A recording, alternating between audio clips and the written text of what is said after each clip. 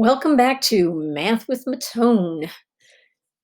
Do you hear the sarcastic tone in my voice? I certainly hope so.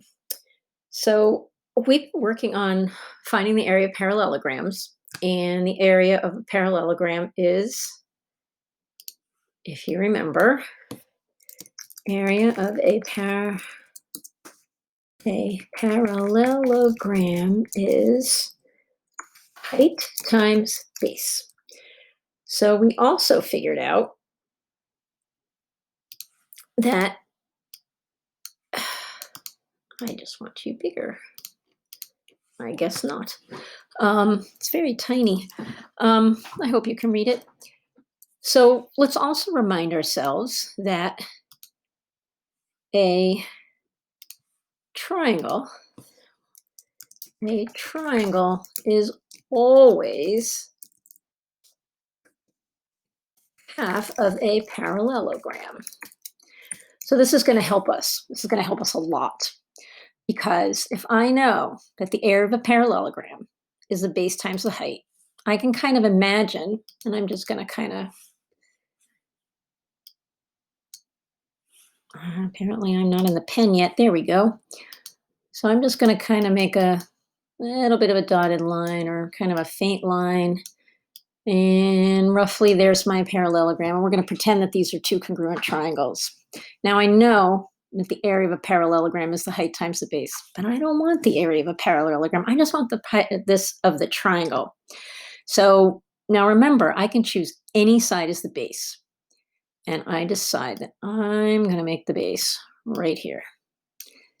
And I'm going to say, and I'm making this up completely, that 7 is going to be, say, centimeters, because we like our units. 7 centimeters is the length. Then let's find a height. Now, I know that the height has to be perpendicular to this base. And I can actually create a nice perpendicular line right there. But I could also, because it's at a nice right angle. Now I could extend my base and go up.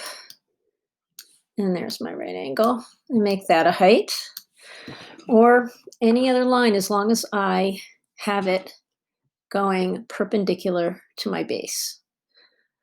So I'm going to say that that height is, let's say 6. Now I remember that I have that base times height was going to get me a parallelogram. But I really don't have a parallelogram. What I have is a triangle. And as it turns out, they're equal triangles, which means that they're half of the parallelogram, which means I can just take half of my base times my height, and I can get the area of my triangle. So 1/2, and I'm going to do 6 times 7, and that's going to equal 1/2 times 42.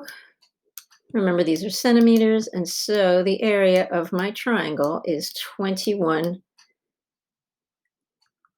centimeters. Get stuck. There we go.